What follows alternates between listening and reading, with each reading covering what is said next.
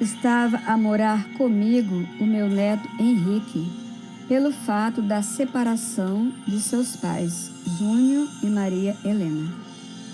E ele sempre foi um bom menino, mas, de repente, ele começou a agir diferente do que se costumava e não obedecia a ninguém.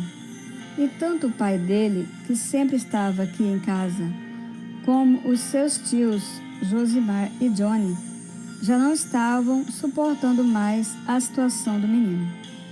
E o pai disse para mim que se fosse bater nele, ele iria matá-lo, porque o ódio estava muito grande devido à sua desobediência.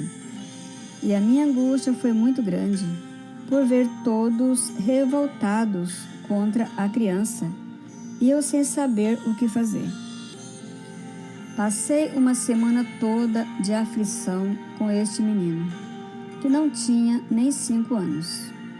E no final da semana, ainda foi pior, pois estávamos todos reunidos na casa de oração, e ele começou a jogar pedras em todos que ali estavam, algo que nunca ocorreu.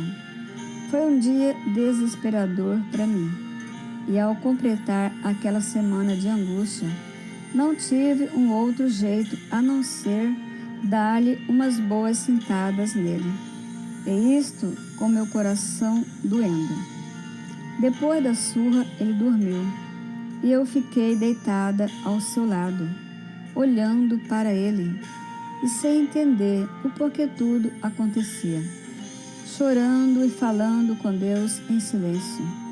E então disse eu ao Senhor: por favor, Pai, me faça entender o porquê está acontecendo tudo isso.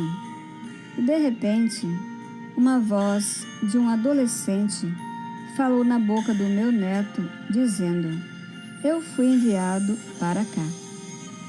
E naquele instante pude compreender o porquê de tudo, e clamei a Deus que, por favor, libertasse meu neto daquele espírito. E graças a Deus, de manhã ele acordou normal como antes, e nunca mais isso aconteceu.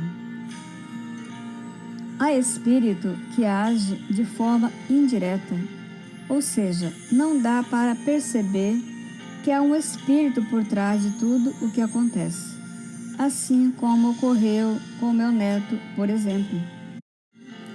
Mas há espíritos que agem de forma direta, ou seja, ele age e sempre se manifesta, falando com sua própria voz, através da pessoa por ele possuída, assim como aconteceu com uma vizinha minha, a qual morava aqui nos fundos, pois ela começou a agir diferente, sentindo muita raiva das crianças e até mesmo bater nelas como antes não acontecia.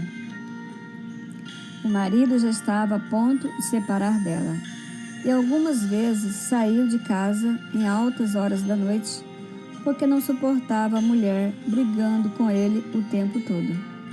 E por vários dias ela ficou sendo atormentada por aquele espírito, o qual disse para as crianças que era sua avó, mãe do pai delas. E as crianças reconheceram pela sua voz. E o mais incrível é que ela ia nas igrejas, e lá o espírito se manifestava, e era expulso pelos pastores, os quais diziam: sai, Satanás, sendo que o espírito não tem nada a ver com o tal Satanás criado pelo próprio homem. E o espírito naquele momento saía, mas voltava de novo. E isto se repetiu por vários dias, até que um dia eu a convidei para ir na igreja adventista comigo, e ela foi. E depois que terminou o culto, eu contei o caso dela para algumas irmãs e as convidei para orarmos por ela. E daí fomos eu, mais 4 irmãs lá para o fundo, e 3 delas segurou em uma das mãos dela, e eu mais outra na outra mão. e começamos a orar por ela, sendo uma após a outra. E enquanto uma orava, as demais confirmavam com amém. E na terceira oração, sendo eu que orava, ela começou a ficar estranha e se esforçar para que soltássemos das mãos dela, querendo naquele momento o Espírito se manifestar. Deus não o permitiu, muito pelo contrário. Ele se retirou dela e nunca mais voltou. E isto aconteceu há um bom tempo atrás. Que Deus seja glorificado por tudo. Aleluia.